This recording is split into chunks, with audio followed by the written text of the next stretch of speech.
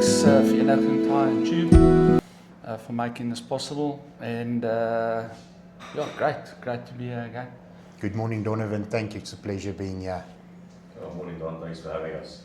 It's always so cool having you guys here, especially we this weekend chatting to someone who's also going through a very bad time with addiction, but he's obviously he'll when he's ready, I'm sure he'll be able to get into a centre and get himself sorted out. Right, guys. So the floor is yours. What are we chatting about today? Ask the producer. Yeah. So I was thinking something along the lines of last week we were speaking about fear. And I think this week we should dive maybe into how do you conquer fear, how do you face fear head on and have that spirit of courage upon yourselves. Brilliant.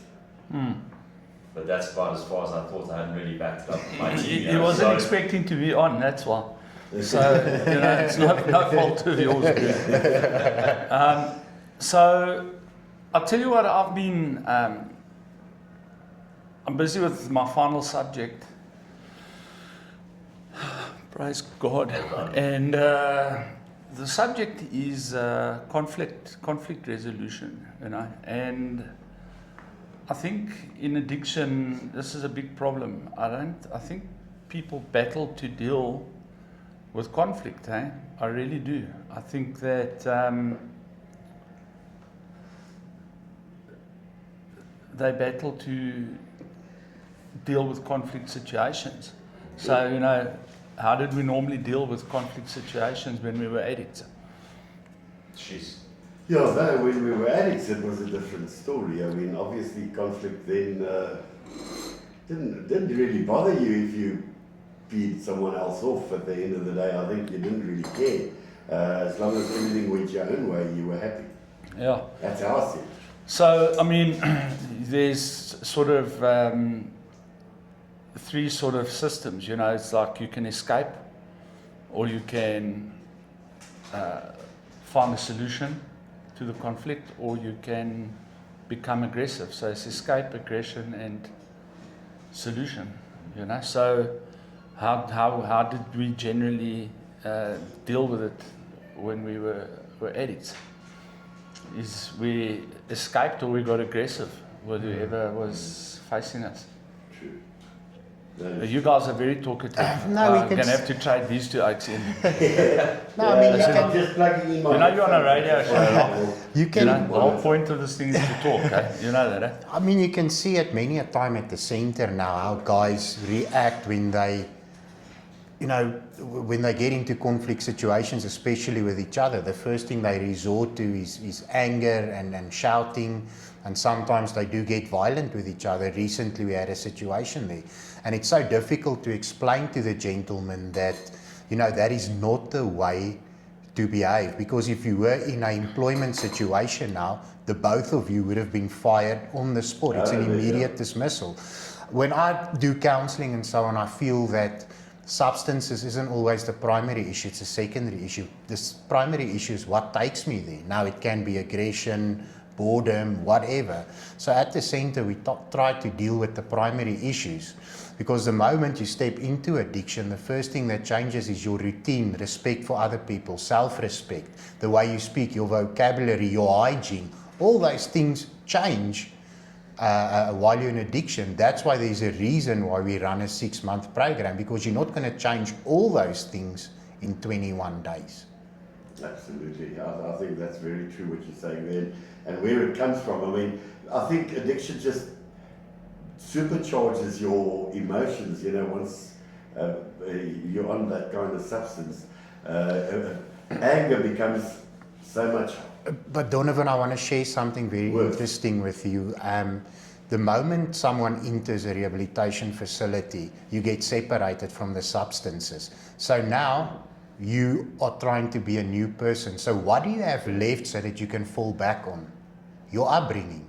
So if there's no upbringing, it makes it twice as difficult to work with that person, because you have to learn him manners. You have to help him improve his vocabulary. Some guys, they can't even read or write. I mean, if you have to look at some of the letters when they want to send letters with some of their basic needs that we have to forward to the family members, it's geez, bro, it's What was the one I read there? It was lying on admin's desk there. And it was like a whole story. I want this, I want that, and I want the rest. And, you know, and then in big letters, like across the bottom half of the page, aren't you supposed to be the parent here, not the child? Why must I tell you what to do? Sure.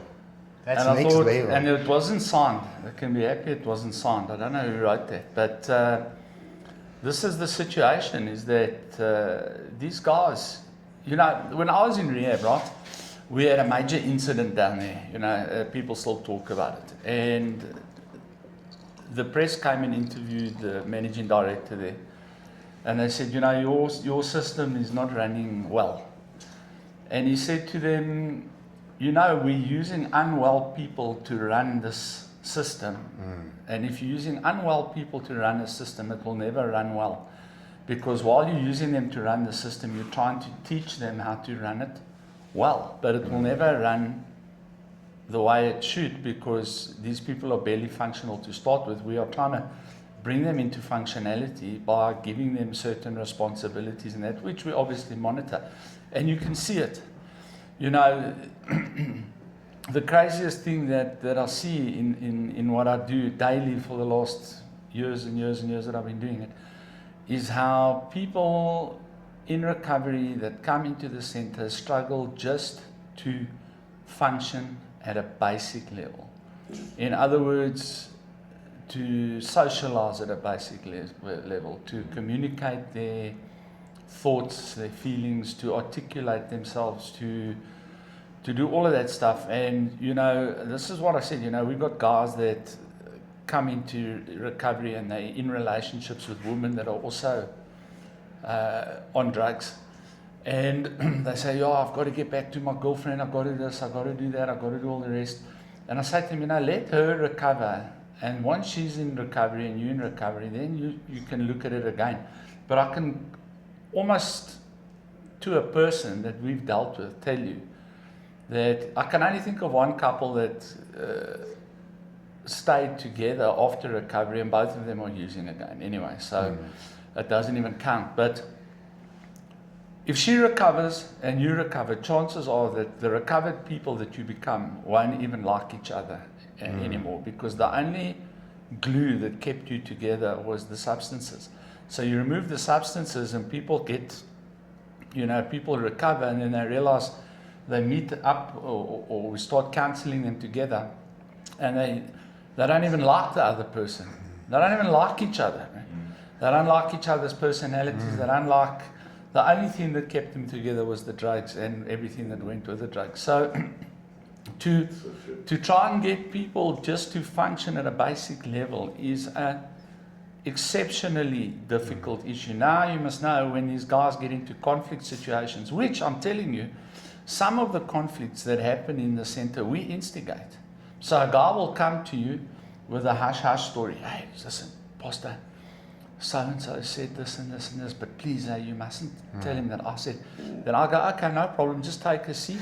And then I say, right, go call so-and-so. Then they bring him in. Then you must see the colors these oaks turn. Then I say, all right, now say to him what you said. No, I said, bud, you've got to understand that you cannot live a life like that, where you are creating division, you're creating animosity, you know. If you've got something to say about someone, then you must be prepared to say it in front of them. Yeah. Now these two guys start having a go at each other. Then I sit back and I watch. And I sit back and I watch and I see how they tackle this issue, right?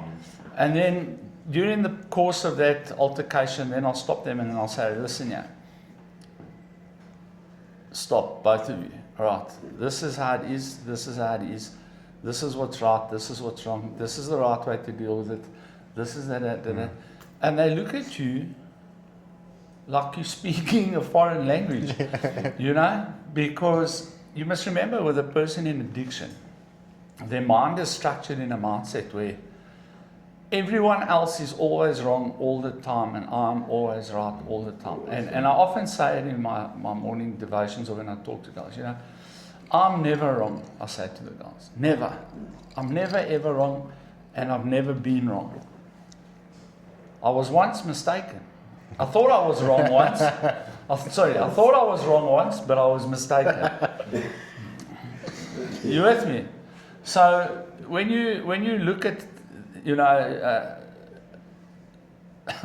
recent events refer, when people can't look at a situation and step back and say, all right, well, that I could have handled better, that I could have done better, and what I've learned in this course that I'm doing, this brilliant course, is that it says every single conflict that you come into in your life is an opportunity for you through that conflict to glorify God Sure. in the manner in which you handle that conflict. Now, I was busy reading that when I went through a recent conflict with someone, right? And that's why I sent the voice note that I sent you a copy of that voice note. Because the whole point of the issue is to de-escalate the situation and to find a way that you don't bring, first of all, disrepute upon God, Christianity, and this type of thing, and to try and find some resolution to the issue that in the long run won't destroy the relationship or damage the relationship, and through reconciling that relationship that was in conflict, you then find glorification for God because you're doing it according to biblical processes. Because the number one thing that Jesus says there in terms of this subject is, blessed are the peacemakers. And you have to find a way to find peace in every situation, even if that situation you feeling is going to have a detrimental effect on you in some way, reputation, finance. The key is not that. The key is even to take those knocks in order to establish peace. Imagine. It makes a lot of sense. Yeah. And that's what we try and teach. Like, I didn't have the articulation of it until I now formalized the study of it, which I'm done. I'm only busy with the first module, right? This is just the first module. But this is what we've always attempted to do, in that we try and remove the conflict scenario, particularly where families and addicts are in conflict with each other, because these guys do massive damage in their family environment. And a lot of families, I mean, if I must tell you the amount of mothers and fathers that have said to me, I wish I could just die. I've had enough. I can't live like this anymore. And if he would just die, we could just bury him and we would mourn him, and it would be a terrible loss. He's our child, but we can't live like this any longer. And, and of course, that becomes ammunition for the addicted person, and it becomes an entire conflict scenario to try and find that middle ground where you've got to teach the addicted person that, not everything on earth has to revolve around his needs, his requirements. Because I see it there with these guys that are there. They literally, if a guy has decided that he has an issue, that issue must be solved 10 minutes before he got the issue. And everything must stop so that his issue can. And they try and explain to the guy, but listen, brother, there's a number of people here that have all got issues. You've got to stand in the queue. I want my bags, I'm leaving. You got to. Must be the center of attention. My issue must be solved immediately, and to hell with everybody else and anyone else's feelings. We've just had a situation now where a guy came and he was there for a couple of days, his second time around. The first time he came for 2 weeks, and we said to him, it's not going to work, bro. You need to, but my job and my family, and it's quite a mess, this guy's life, because there's a wife and there's a girlfriend and there's kids here and there's kids there, and then when this girlfriend fights with him, then he's back with the wife, then the wife fights with him, then he's back with the girlfriend, and in the mix of all of that is methamphetamine, right? And I said to him, but you're not going to, but I need to. Anyway, he leaves, he comes back. He relapses, he comes back. He was there, 4 days, 4 days, 5 days. No, I've got to go. I said, you're making a massive mistake, bro. yeah, but this, but that. And I said, all right, but I laid it out for him. This is what's going to happen. Doom, doom, doom, doom, doom. Phones me last night. He's broken. He's crying. He's distraught. Yeah, I need your forgiveness because exactly what you said has happened. And I feel like such an idiot. I said, well, Brew, you know, you've got an option now. And this is where I'm going to lead into. You're going to love this, right? Yeah, because the people that sent me to you before have said they're not sending me back to you because they want me to go to a harder rehab because you are too soft with thugs. Oh. And I said, you know what I said? Chuck, why are you pulling your face? Shows you, hey, there's progress. Right? And that's what I said. I said, that is the ultimate compliment I've ever been paid. Yeah. Is that somebody has said to me that I'm too soft. I said, thank you for that. I said, and tell whoever said that, thank you for that. Because now I know that I'm progressing along my path of recovery. I said, but I want you to know that the reason I've become softer is because I've realized that this hard, in your face, clap you right story simply doesn't work. It just makes people worse and it gives them more reasons to continue. You know, you have to get a person like I did with him. I said, go, let the streets deal with you, let the addiction deal with you. At the right time, you will come to the recognition that you have a problem. So that's And I'm hoping that he's there. You know, I'm hoping that he's there, but we'll see in the next couple of days when the meth starts screaming again. But good. let's check. You know, we definitely were walking along the right road with him, you know. I watched your video last night, Pastor, where you said where the story came up about this gentleman's people saying that we're too soft. And when I heard that, I actually took pride in the fact that it shows us that we're doing things correctly. Yeah. Okay, if you want your loved one to be beaten, if you want him to work like a slave or whatever, then send him to an unregistered facility, because that's not how we operate, first of all. And secondly, it's against the law. And you know what, I thought a lot about it last night, and the word law, you can't do it because it's against the law. So now what do? We use the law to our advantage. You don't want to listen? Okay, get your family members involved, warrant, court order, then let the courts deal with you if you do not want to comply. Yeah, that's the thing, is that, you know, fortunately / unfortunately, addiction has come to a point in this country. Look, my generation of addicts, right, where I come from, that Gen X addicts, you had to be hard with those oaks. Because those oaks not all, but the vast majority were ex-military, ex-police, ex-criminals, currently criminals, a very different mindset. You know, we, in our generation, we came from a very aggressive society. You know, everything was militarized in our society when we were young. So, you know, if you grew your hair long and had an earring, you were just cast out of society, you know what I mean? And you were an outie, you know? And, you know, even the addicts on the street that time were very violent, hardcore type individuals. So there were certain recovery centers that were very hardcore, and, you know, those recovery centers worked for people like us because we understood that, you know, if you don't do what you're supposed to do, like our corporals and our sergeants, then you must do 100 push-ups and run 50 Ks and all of that. So we, you know, we sort of had an affinity with that type of discipline. The recovering addicts today come from a completely different generation. These oaks, they think that the world, you know, they've never had to go into an armed conflict situation or you know, where that was the majority of guys that we dealt with. That's the vast minority now. You know, it's the minority of guys that are ex-bouncers, MMA guys, fighters, whatever the case may be. The vast majority of these oaks, they think it's a major trans. Like, bro, you guys have seen, we've got that guy there, and we were holding his phone from him for a while because he's not emotionally ready to face the entire world through social media. So we're hanging on to that oak's phone. And this guy, 100%, this is, the world is end. It's the end of the world. We are picking on him, and we are this, and we are, it's all, you are, me.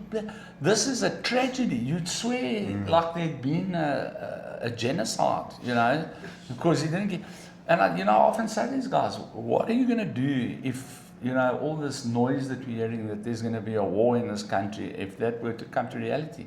How are you going to defend yourself?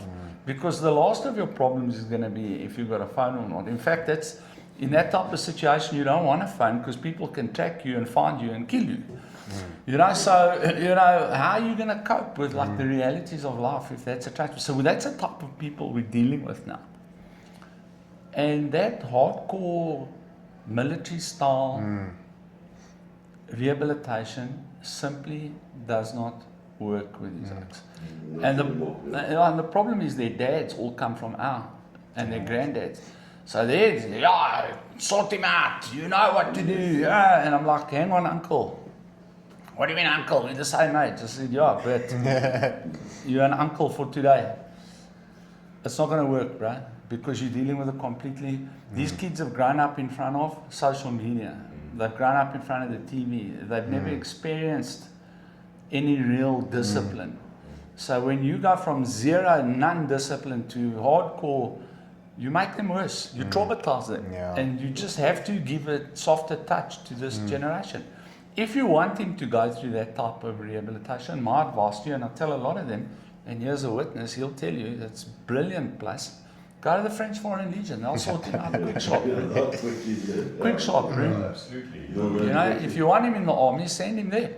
And then they'll drill that into him. But us as rehab centers, we approach it from it because of it's like any industry. If you don't adapt and you don't evolve to your client base, then you are going to, what's the word I'm looking for? What happened to the dinosaurs? Go extinct. Yeah. You're going to go extinct. You have to evolve with the people. And so, not only that, but me as a human being, studying the word and the scripture as I am now, a lot of the stuff and the practices that I used to engage in previously with recovering guys, I'm actually embarrassed about when I sit in private and I think about it. And I think, you could have handled that better with that guy. If you'd have done that with that guy, possibly he wouldn't still, you know what I mean? It was maybe at some points a bit too hardcore, And we're still disciplined, but we just administer our discipline in a different way. In a different way. You understand? So there's where we can avoid screaming and shouting and getting angry and all of that, we absolutely 100% avoid it. And we guys, like a guy yesterday, they came to me yesterday, this guy, he's been here 2 weeks and he come from another recovery center and he's decided he's either going to the halfway house or he's leaving. I said, why are you bothering me with that?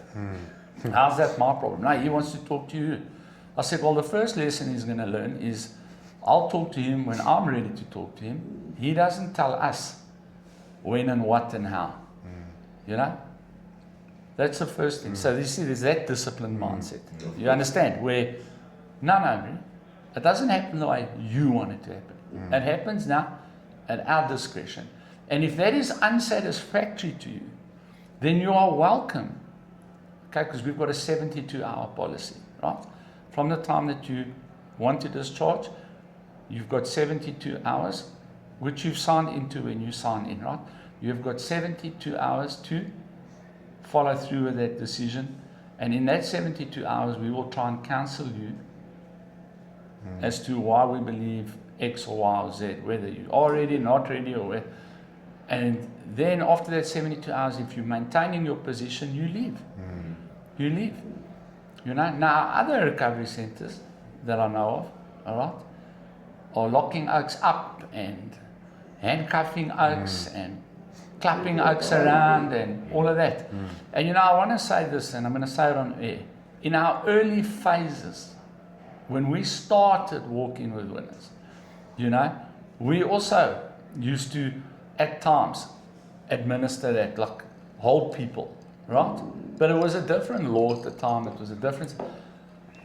But I've realized it does not work. So for the last, I would say, 10 years, it's already 10 years, at least the last decade, we've adapted our mindset. We've adapted our methodologies. People must be given the freedom of choice to fail. Yes. Beautifully put. Do you know, Donovan, what makes it extremely That's very difficult? good. What makes it extremely difficult with most of these guys is that most of them in their late 20s, 30s, even late 40s, have been staying with their parents and bullying them for over a decade. The way they speak to them, the way they behave, the way they threaten them, then they come with that exact same behavior and they want to portray it in our presence. So it's difficult to work with them. I mean, we had a gentleman yesterday, late 40s, got 2 children, never provided for them. Mom and dad, mom is on her last, only sister is helping out. And we sat with him yesterday, myself and the social worker, and we said, listen, they want you to stay longer. No, but I'm leaving now. The father, get the father on the line. He's like, Jan, please, I can't deal with this. I'm scared of him. I don't want him to come home. Okay, 100%. So, yeah, but what's option B? No, there's only option A. You're going to stay here. We're going to get the courts involved. And that's exactly what we're doing now. We're in the process of getting this gentleman a warrant and a court order. Then go explain yourself in front of the magistrate. Yeah, and then your family gives evidence, and then the magistrate makes a call. And then when the magistrate makes a call, then they can put you into recovery for up to 12 months. 12 months. Right? Yeah. And then the 12 months ends like this, right? At the discretion of the director. That would be me, right? So if I say, no, I'm not happy, and he's still not right after 12 months, then we must go back to court, and then we show his progress reports, because everything is monitored and written down. You can't go left without someone, you know what I mean, on your progress reports. Every incident, every time you throw a tantrum, we check your work. You know, we don't read their work because then others will be scared to open up, right? Of course. But we just page through it just to check, all right, he's done this. And you can see by the level of how they do it, whether they're interested or not, you know? So like moral inventory, if you do moral inventory, that should take you weeks. Yes, of course. And a guy came to me the other day, who I believe is also back, you know, to try and get out as soon as possible. I said, listen, babe, this is a 24 module, 12-step program. You've been here a couple of weeks. You haven't even started your modules yet properly. No, I finished. I finished them all. Come, I'll show you. I said, bring it. And I can just check. It's all scribbled and just to get through it. I said, is this what you consider your work is done? Yeah, well, it is done. I said, okay. That is why you ended up in rehab in the first place. And you know, it's a battle I still have with some of my guys. We rush through what we must do so that we can park. Instead of doing what you need to do properly, then you won't have to redo it, first of all, and chances are it will be successful because you've done it properly.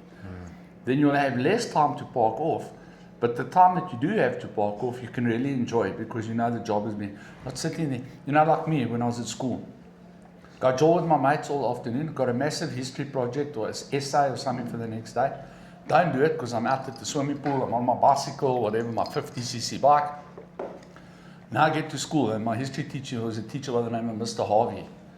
You know, and he was a serious cat, you know, he didn't take nonsense from kids. And then I realized we're going to Mr. Harvey's class and it's a double period, he's definitely going to get to my work, right?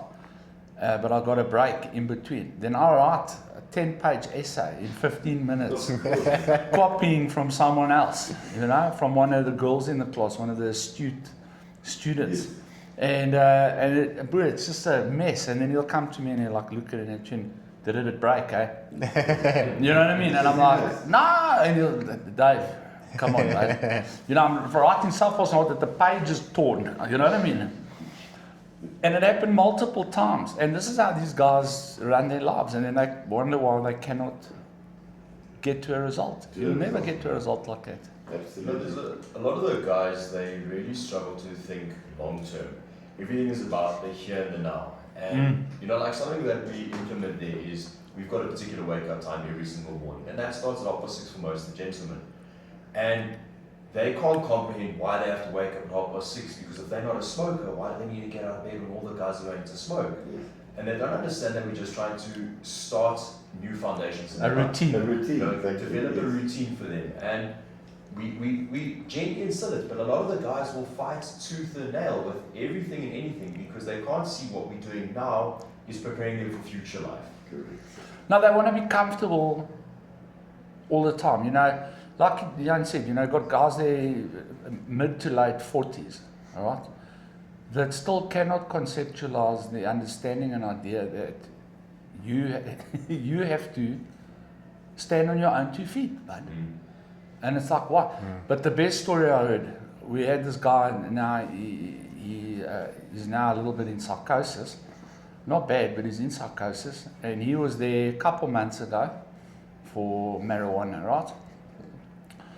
And, you know, he used to sit in groups and that and like, you know, because he knows mom and dad, you know, he's got them wrapped. And he did a little bit of time and then convinced them to take him out. And we said, you're making a big mistake because this guy hasn't done a thing yet. A thing. He hasn't done a thing. Zero. And now it's not very often you get a guy like that, right? That does zero. This guy has done zero. But comes from a pretty affluent family, right? Anyway, they come, no, we're taking him out. He's got to do this and he's got to do that and he's got to do the rest. He obviously convinced them on phone calls or visits or whatever. Okay. Jan sits with him and says, you're making the biggest mistake. It's going to go back to square minus 25. That gives them the whole spiel. No, this time, he steps out of line. You're going to see. Anyway, things go solidly pear-shaped, right? So now it's very easy for them because now we've become their safety net. Whenever they make bad choices, then we must just rescue, right? So Jan comes to me and says, listen, guess what? Derek, I said, yeah, but you don't even have to go on. Yeah, they want us to fetch him. I said, we're not. Even he looks at me like, what? I said, no, we're not going to just fetch him. Now we're going to make them work for it, all right? And we're going to take the decision making out of their hands. We're going to put it in the hands of the courts, right? So before we fetch him, I want all the paperwork in place. Anyway, they go, they do it, right? Takes a couple of days. We've got a very good social worker. Comes back, he says, here's the paperwork. I said, right. Now you go to the police station with the paperwork and you make sure that a police officer goes with you. Yes, they look at me, you know how hard that's going to be to do. I said, I don't care. That's how it's going to happen. Because I know. It's true, though. They managed to get these cops. I don't know if they paid them or whatever, or if they were just good cops. Were they just good cops? They were just good cops. They were just good cops, eh? So fantastic. Shout out to the SAPS then. You know, Midrand, eh? Midrand Police Station. No Well done. issues, no Well done, questions. Midrand Police Station. Well done. Appreciate you guys, man. So there's 2 cops, full battle dress, right? You said they had rifles. R5s, yeah. All right, I go with, right, to get the weed smoker, right? So apparently what happened was he was sitting in his room hitting a bong. And as he was, the door opened and there were 2 oaks with a warrant with R5s. Yes, I would have paid It was to see the it. funniest thing ever. Have you ever seen a guy help his dad pack his clothes? Yes. Yeah. And so there's been in that individual's mindset an attitude adjustment because now he's realized that I don't have mom and dad under the type of control that I had them. You understand? They've gone the extra mile, you know? Because the last time we went to fetch him, it was a headache. It was a proper headache, you know? And now I said, no, we're not going through that headache again. We're going to do it 100% by the book. And check. Now, you know, I'm you know? So we'll see where that goes. But I see he's just as min still in, I'll say, but he's a little bit yeah, still out so, there. Unfortunately, from the last time to when I saw him to where he is now, there's a definite underlying issue or damage that's been caused. From the weed. Yeah, from the weed, and it's apparent, you know, when you're having a conversation with him, you'll be speaking, looking him in the eyes, and next thing, he looks away and starts grasping at straws or whatever he's doing, and that's Like physically. you know, so maybe he's playing. He's or playing. whatever he's doing, but he's not all there. We had another guy on that note, right, who kept coming on, blah, blah, blah. This is the wrong place for me. I need to be in a psychiatric facility. Wow, carrying on. Also, chasing satellites, right? Anyway, he eventually wangles his way out. Same story, we spend hours with his family, telling them that this is why you're not getting a result, because you keep bowing down to this individual's diagnosis of himself. I said so, and he'd also been there twice and fought us the whole way. Absolutely no interest in complying with anything or learning anything about his problem. Just spent his life fighting us and counting the days till he could get out, right? Got out, swerved properly, right? Anyway, old man phones me, please come get him again. I said, I'm not doing it. What do you mean? I said, I'm not. I said, because we keep fetching him and you keep pulling him out. Yeah. You keep fetching him. I can't believe you're going to... Anyway, I've had a few arguments in the last year, like the same type of arguments, but this individual particularly comes to mind. I said, didn't he say he wanted to go to a psychiatric institution? Yeah. I said, phone this guy. They're paramedics. They do referrals to psychiatric, right? The paramedics steer out there. Government paramedics. What's the story? No, I starts getting heavy and violent with him, like he always does with everybody. They grab him, 1 times injection, boom. The oak wakes up in Steve Biko academic psychiatric ward. Guess what? Turns out, he doesn't want to be in a psychiatric ward. He'd rather go to PD. Yeah. And I've said, no, he's not coming back. He's not coming back. Because somebody has got to show him that there's a line, and if you cross that line, there's no coming back from crossing that line. I said, there's over 300 recovery centers in this country. Take your pick. But he's not coming back to me, because when he had the opportunity to come back to me, he wasn't interested. No, go somewhere else. Please. Maybe they can accomplish with you what we were unable. Because that's another thing we must learn in rehabilitation. Perhaps another counselor, perhaps another pastor, perhaps another methodology, perhaps another system will have a better result with an individual than we've had. And if our system is not working on that particular individual, which is very rare, okay, generally it's people who just absolutely do not want to change. Then you've got to let either the streets deal with that guy, and when I say the streets, I mean his addiction, or you refer him to someone else so that those people can have a crack at the nut. Because maybe someone else can get through to this guy and we ultimately save his life. And that's what we do. So it's pointless you come back to me and there's no progress. You can keep coming back to me if I can see there's increments of progress in the amounts of, when you come back, okay, we can kick off where we left off and we grow and we grow and we grow. But if there's zero growth, go somewhere else.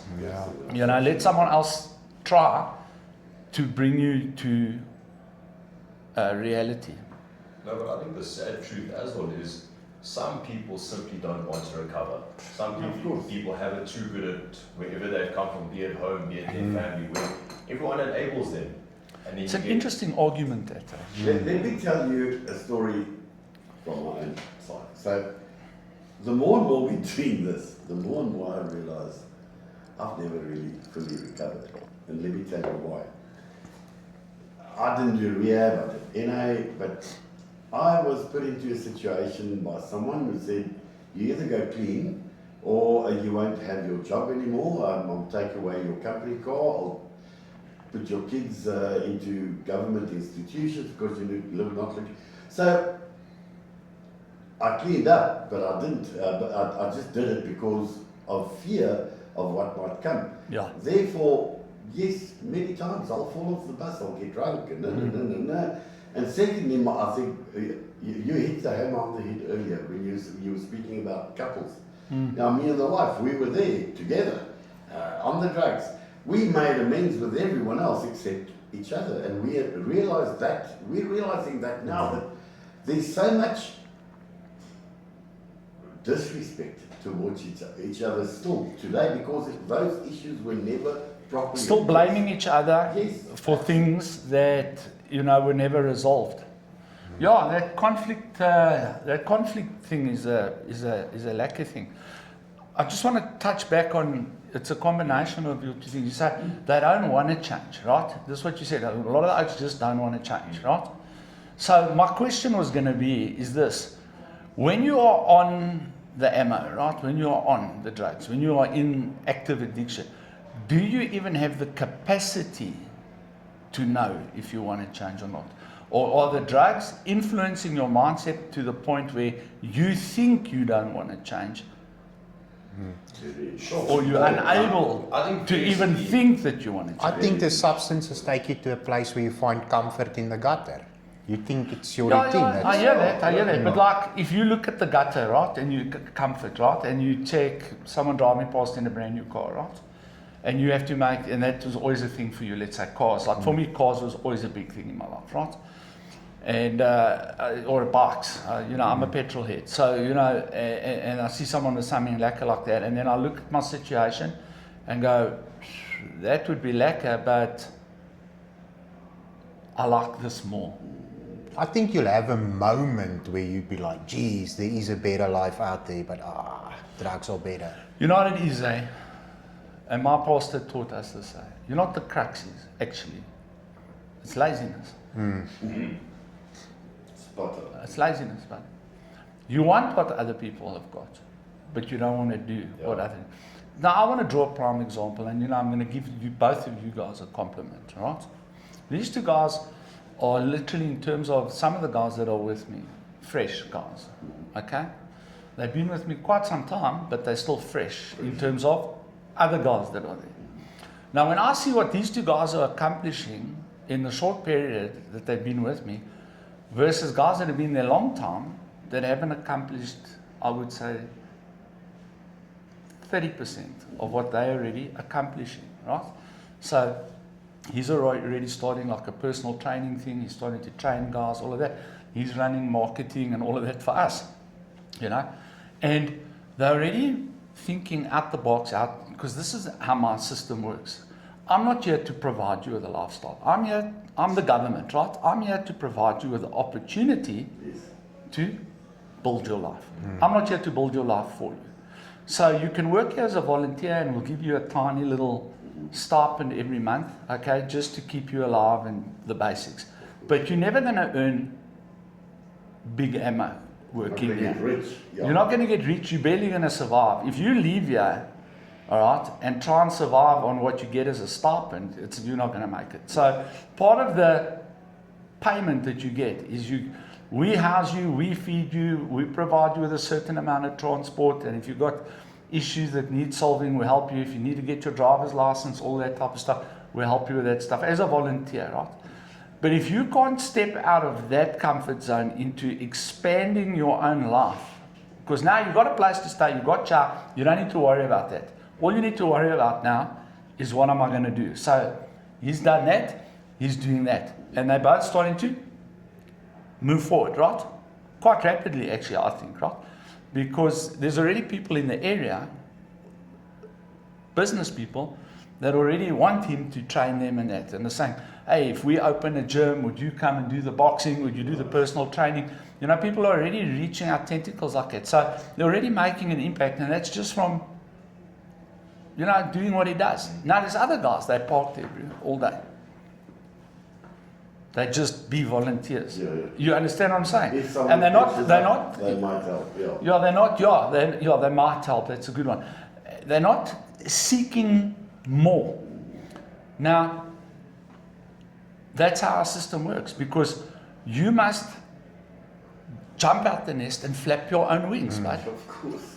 You know what I mean? And some of these guys, that's what you were saying, Nana, they just become comfortable in that this is good enough. It's You know? It's just another. Like my dad looked after me. Donovan, The centre will look after me. I just need. I to think sit my there. life started to change for the better when I noticed that recovery is only one side of the coin. The other side is success. Recovery and success needs to walk together, because the more successful you are, you'll not just stay sober, but you'll be motivated to do more and get more. Yes. Well, so Absolutely. the more you have to lose, the less you want to relapse. Thank you. Yeah. And that's exactly, you just finished what I've Fact. been trying to say. Well, that's where I am. And I can say this with conviction. I'm not a recovered addict. I didn't even finish the 12 steps properly because I just rushed, as you were saying earlier, rushed through it so that I can keep my job and carry on with life. But still a big mess up here in the old hard drive system. Yeah, well, you must come chat to us, Brew. We'll work through that hard drive with you. You know what I mean? We absolutely will. You know what I mean? Thank you so much. But the thing is that, in terms of that, so you get guys, right, that are completely without drive, vision, or passion, okay? Because their needs have been supplied to them their whole lives, right? And they're sitting there in their 40s, and you're now trying to convince these guys to flip and get those afterburners on and go make a go of it. And they look at it and they're like, oh no, to start now, I'm going to find a mission, and where would I even begin? You know, I sat with a guy yesterday, I sat with Milton yesterday, you know, and I could check for the first time in his life. Because he said, hey, I'm thinking, like I said, right, sit down, boy. And I worked out plan, short-term goals, mid-term goal, long-term goal, and how to go there. And I had a smile on his face. Because now he can see it. Because I drew him pictures, I drew him an anagram. You know what I mean? And I said, like this, but because some people process like that. You know, we deal with a lot of guys that are ADHD, dyslexic, these types of issues. Even mild autism we've had, Oaks, right? So I drew him the picture and he looked at it and he said, wow, now I understand. I said, that's it. Now what you got to do, and he's taken that paper and kept it. What? It's locked away in his cupboard, actually. Yeah. He went and took it from there, Yeah. locked it down, put the key in Yeah. his pocket, and he So- came to you and said, Pastor gave me this idea. Yeah. And that's it. So now he's got a focus and he understands what he needs to do. And a lot of these guys just don't have that. But in his favor, he wants to do it. But no one has ever taken the time to sit and show him how to do it. How to do it. Now someone took half an hour. It wasn't even long. It was half an hour, 20 minutes maybe. And just drew it out for him quickly. This is how you move forward. Put. This is how you, wow, right? But there's some guys, they won't even get to that point. They just, Of course, sometimes, to jump into the pool, you just need that bit of a push. You know, or- Donovan, if you want to swim, they just chuck you in the pool. It's swim or sink, brother. I think not just in recovery, but in life, people live with this misperception that other people should feed you with opportunity. Correct. That's not how life works. I Real agree with you. opportunity, Or you go off take. shame. I agree with you. You figure a way out to take hold of that opportunity. No one's going to give it to you. Maybe your mom and your dad has given you a few opportunities here and there, but life in general, it's not going to feed you with opportunity. You know, we hear this all the time as white people in this country. Yeah, you were privileged and what's all that stuff, right? Okay, so I just want to ask the question, okay? If we are privileged, right? And what's the word we're looking for? Entitled, okay? How did we get to the point of privilege? We took hold of opportunity. Right? So even if you want to talk about colonization, right? How did colonization happen? Because people saw an opportunity in a foreign land and grabbed it, right? We can argue the points, what was right, what was wrong, what was bad, what was good, whatever the case may be. But the reality is exactly what he's saying, is that Oaks was up in Europe. They were like, this is too crowded for us. There's not enough opportunity here. Got on boats, sailed to a place they'd never seen, ever, in some jungle, all right? I heard about big animals and tribes of savages at that time, right? And, came here risking life and limb, right? And then built what they built, these settlers, right? How were they able to do that in 300 years, right? When the people that were apparently, and I say apparently because a lot of history speaks against who was here and who wasn't here, right? People that were apparently here 150,000 years. So people came here and in 300 years built what the people that were here previously for 150,000 years couldn't build. Why? Because they view opportunity differently. They view necessity differently. They view growth differently. Do you understand what I'm saying? And unfortunately, there's a vast portion of our population, and when I say this, I'm speaking specifically about addicts, no one else, that are still in the mindset that the people that arrive here, whoever they may be in our lives as addicts, must provide for us. Exactly. Our hands are always out to receive. Our hands never give, but those that give must always give because they've always given. That's that entitlement, and I need Absolute to be rewarded for doing the right thing in my own life. Whereas, like, we got given an opportunity with this addiction, running this recovery center thing, in terms of, it's a weird thing. Like, a mother came to me with her son. She had no money, but she could give vegetables and child to look after the oak. And she said, try and rehabilitate him. And he was rehabilitated for a long time. He ultimately did relapse, and he ultimately went back to his old life, and he ultimately ended up dying from it, right? But he had a good 7-8 extra years of life because he come across us. And because of that guy, another mother brought a guy, and another, and then an opportunity opened for a premises, and then we moved to the premises, and then more guys came, and more guys came. And we just continued in that opportunity because of our passion and drive to create something. We didn't even know what we were creating, to be honest with you. Now we are where we're at. And are we slowing down? No. We still want to grow more. And I don't mean more people. For me, the amount of people that you've got at your center is irrelevant. Yes. Right? For me, it's the amount of reach you've got. That's why we're here. That's why we're on social media. Who are you reaching?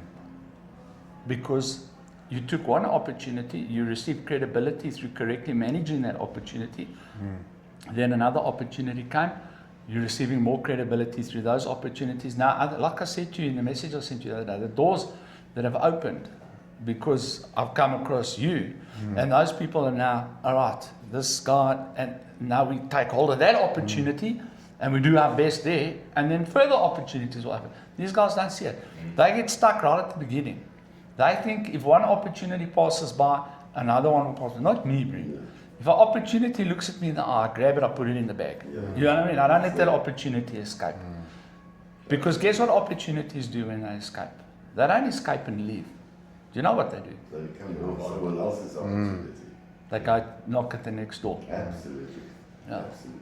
No, just something that's come to mind with me is a lot of addicts fail to comprehend what opportunity actually is.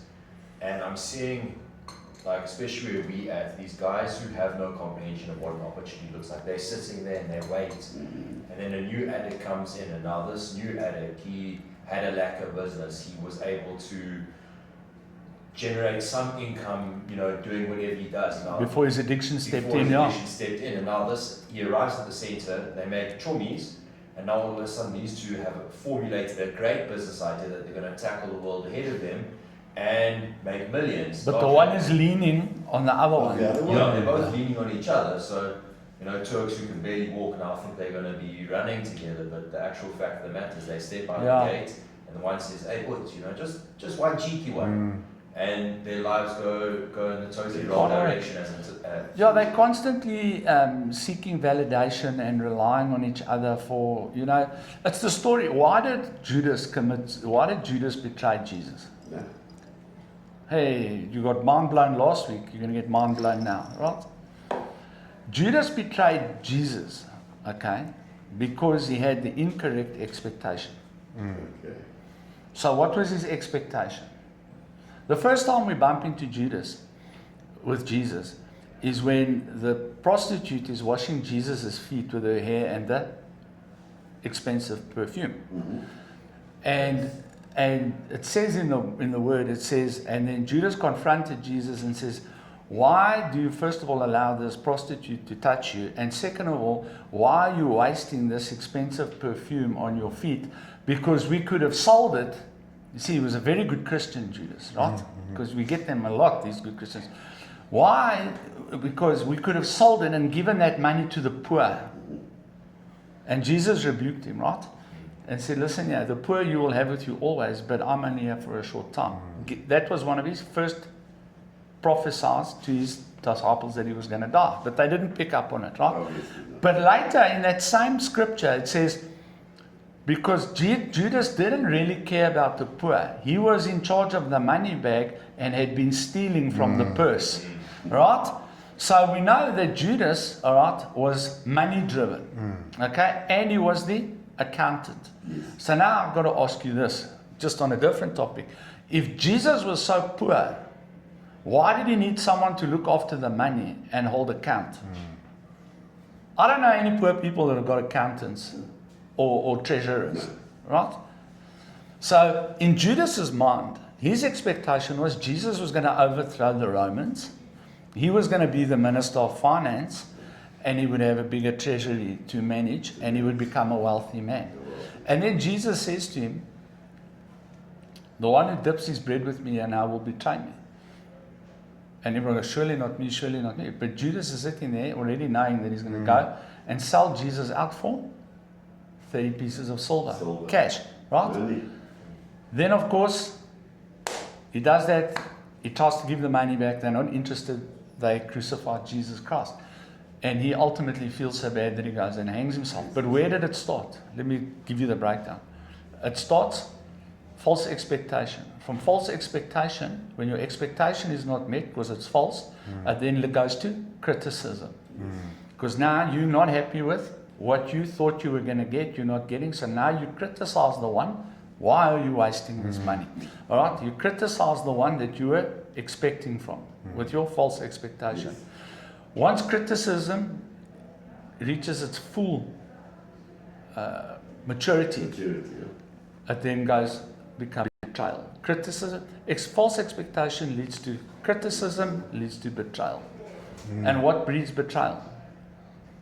Familiarity. Okay. Can't you maybe Sure. Yes. So if someone is looking at you for something, which has happened to me 1,000 times at the center, they expect that I'm going to give them a life.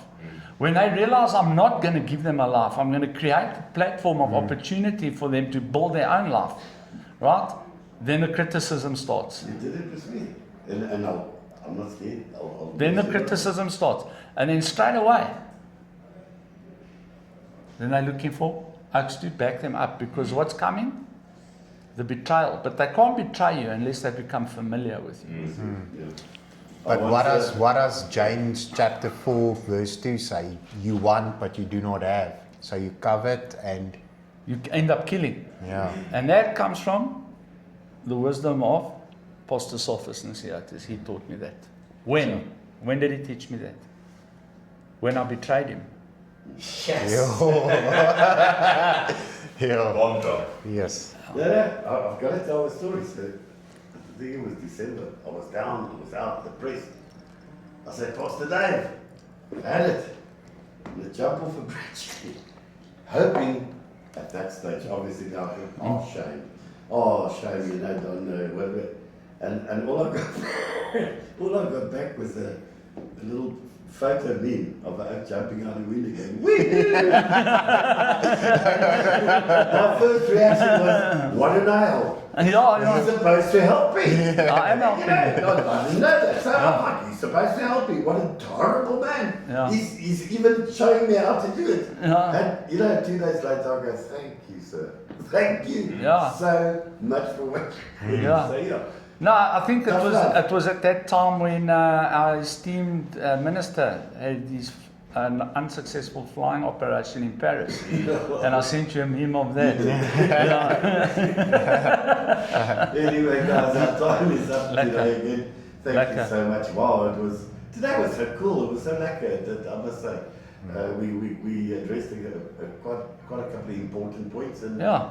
even for me, opened my eyes quite a bit today. So yeah, thank you, and hopefully next week, Lekker. same place, same time. Dankie. Sweet guys. Cheers. Thank you.